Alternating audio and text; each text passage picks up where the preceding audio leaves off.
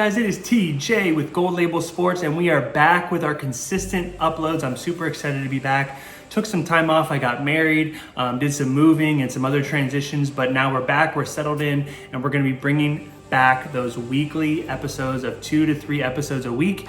Just giving you guys that sports card business knowledge on how you can run a profitable sports card business and keep a profitable portfolio in the back end as well.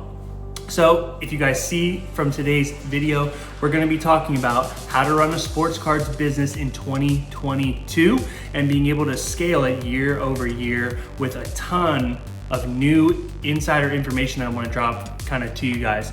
So first things first, we're going to start with number 1, social media. Now, a lot of the times people don't know where to start with social media, and I'm going to give you the tip that I, tell the people that I help and coach start their sports card business. But also, what I really try to hone in on myself is you want to be on the number 1 platform that you specifically have your highest audience engagement. For me, it is YouTube. So right now, I literally just deleted my Instagram, never used TikTok for Gold Label Sports, but I'm strictly focusing on YouTube.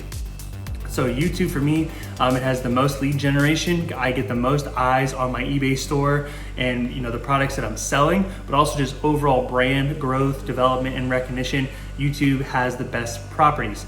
Now, for some people, TikTok may be their best avenue. I know some people have kind of TikTok as their number 1. I know Instagram is number 1 for some people as well.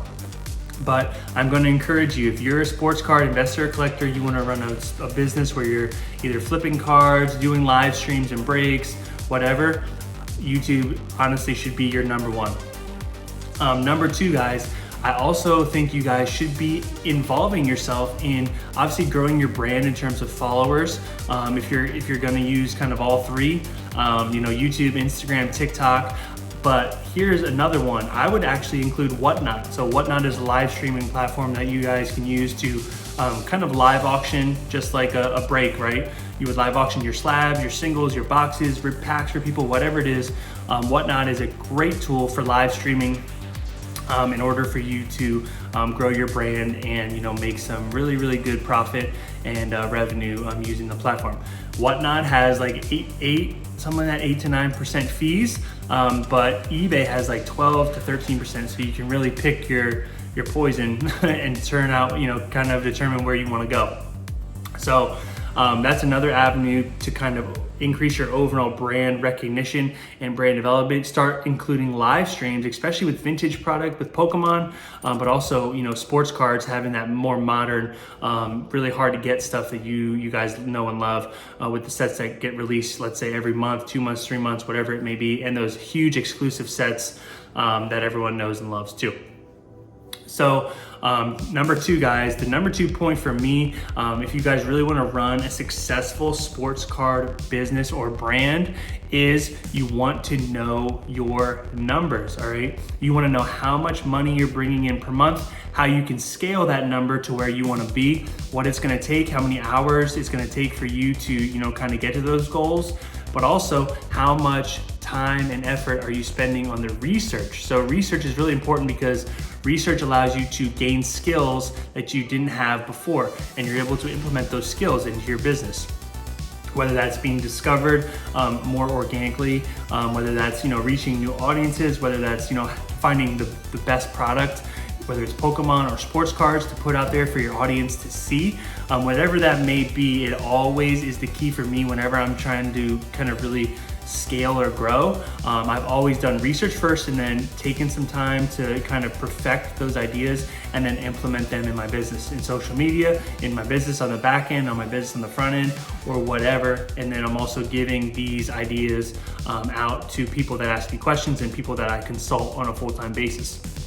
So that's huge. Gotta know your numbers, all right? The biggest thing for, that really helps people start, especially for beginners, eBay still is a powerhouse. The reason why eBay is its own dedicated marketplace. So you're gonna be getting a ton of eyes, basically through keyword positioning and research on eBay. That's how you're gonna grow on eBay and really scale your month-to-month profit. So if you are a beginner or if you're advanced, especially if you're advanced, that eBay still is an amazing platform. even if the fees are a little higher than usual, you're still able to sell products really, really quick, especially if you have what the people want in sports cards, Pokemon, whatever it may be.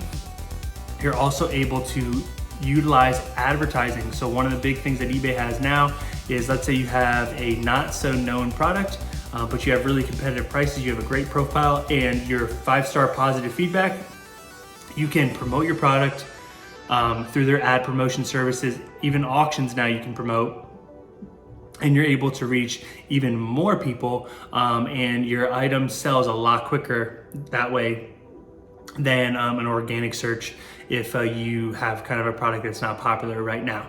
So you really got to utilize your system, understand your systems, build out your systems, and then obviously use those systems on a daily basis. Test what works, test what doesn't, and then get rid of what doesn't. Fix, what doesn't work, put in what does work, so that you're able to automate your business, and then you can focus on growing your business while those system and processes are working on the back end for you.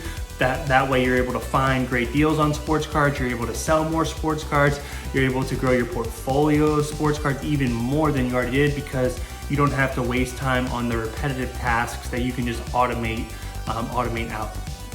One of the things too, if you are looking to scale your business, if you go to Fiverr, one thing right now is I'm partnering with a ton of people via Fiverr and some other organic searches and connections that I have to build out this channel.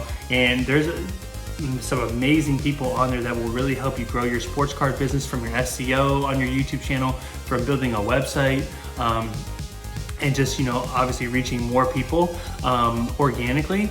Definitely check out Fiverr and type in help, whatever it is, how to grow a business, how to make a website, whatever.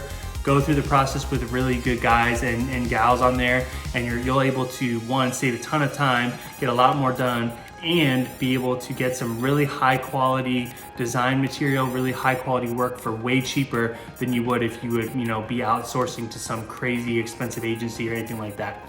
So if you're looking to grow your sports card business, guys, those are the 4 or 5 topics I would really focus and hone in on. Really developing your social media, finding where you want where all your audience is, and doubling down on that platform, whether it's YouTube, TikTok, Instagram, or whatnot, like I said, and focus on how you can use those platforms to really grow your brand or business. Number 2, if you're into live streaming and you want to continually make profit on your product, go down and start live streaming, whether that's YouTube live streaming, Whatnot live streaming, Facebook live streaming, whatever it may be, that you guys know that you can have a ton of eyeballs on your product and be able to sell lifestyle. Definitely do that as well. Then you want to go into knowing your numbers, guys. Really know your shipping numbers, your profit margins, what it takes to get from 1,000 a month automated to, let's say, 100,000 a month. I've seen people do that. And then finally, if you're a beginner, start on eBay, start small and scale. It took me almost 2 or 3 years to get where I am today, where I'm making anywhere from $1,000 to $3,000 a month. I have a profitable brand and stuff like that. So it takes a little bit, but once you get to those moments, right, to those milestones and those points, you guys can go back and see all my other channels and how far and how much we've had to work to even get here. It's way worth it. So like I said, guys, if you guys have any questions at all, drop them in the comments below on how to start a successful sports card brand or business. I'm always here to help. So thank you guys so much for all your continued support. I'm so excited to continue bringing you guys weekly uploads 2 to 3 times a week and really help this channel blow up and grow and really just get the word out as much as possible for the people that do love sports cards. So this is TJ with Gold Label Sports, and I will see you in the next one.